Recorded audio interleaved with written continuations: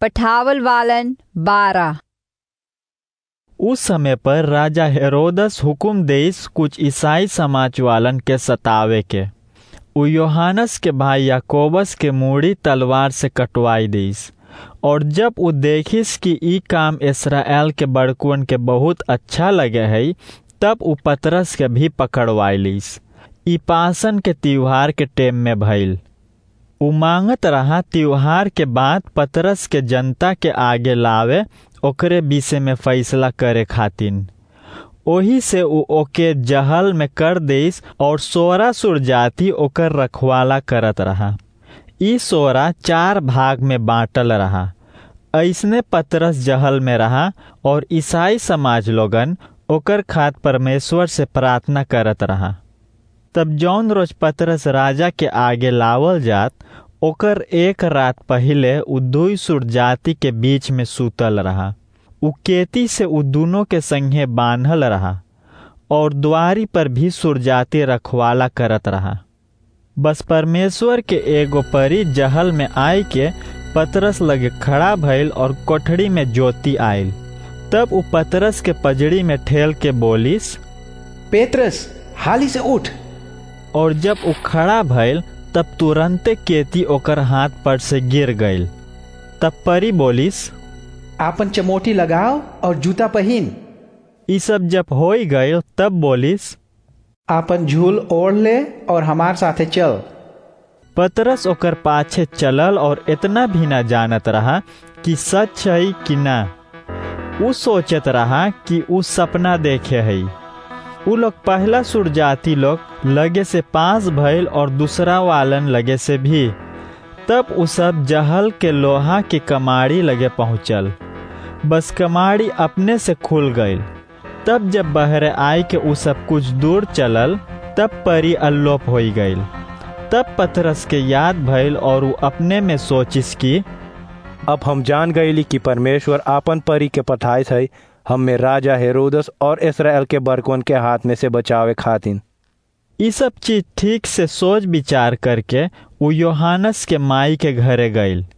ई योहानस के दूसरा नाम मार्कस रहा। हुआ ढेर ईसाई इकट्ठा रहा विनती करे खातिन। तब जब पतरस कमाड़ी पर खुटखुटाइस, तब एगो रोदे नाम के नौकरानी आयल देखे कि के हई।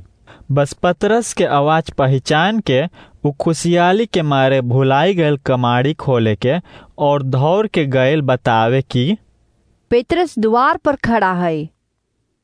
तब एकवन बोलिस, हट उधर, तोर मूड ना ठीक है। बकी रोदे बोलिस, आओ चल देख, ई सच है।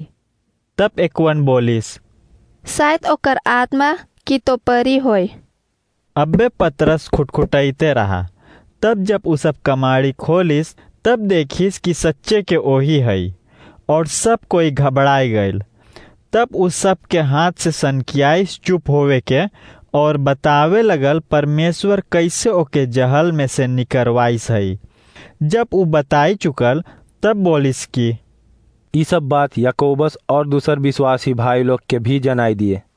तब उ हुआ से कहीं अंते गईल। बिहान भइले सुरजाति के बीच में बहुत हलचल भइल। उ सब खाली सोचत रहा कि पतरस से का भइल हुई। हेरोदस ओके भी खोजवाइस, बल्कि जब ना पाइस तब सुरजाति लोग के पकड़वाइस मरवाई ढाड़े खातिन। बाद में पतरस यूदेया देहात छोड़ के सेसरिया शहर गईल और हुआ पर कुछ दिन तलक रही गईल। हेरोदस तीरस और सीदोन शहर के मनई लोग के ऊपर बहुत गुस्साइल रहा, बल्कि उ लोग के राजा के देश के दाना पानी बहुत जरूरत रहा। ओही से उ सब एक मन होई के ओकर पास गईल। उ लोग ओकर मंत्री ब्लास्तस के अपने अलंग कर लीस और ओकर सहायता से राजा से माफी मांगिस। तब बैठक लगावे वाला दिन पर राजा पौसाल पहन के और आपन गद्दी पर बैठ के भाषण देस।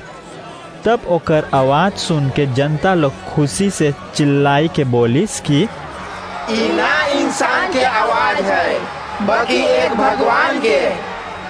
बस तुरंते प्रभु के एगो परी राजा के एक खराब कीड़वा के बीमारी देइस और उ मर गईल।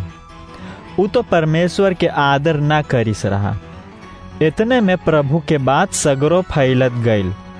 उस समय पर बारनाबास और शौलस अपन काम पूरा करके यरूशलेम से फिर अंतियोकिया शहर लौट गईल और उ सब योहानस मार्कस के ले गईल।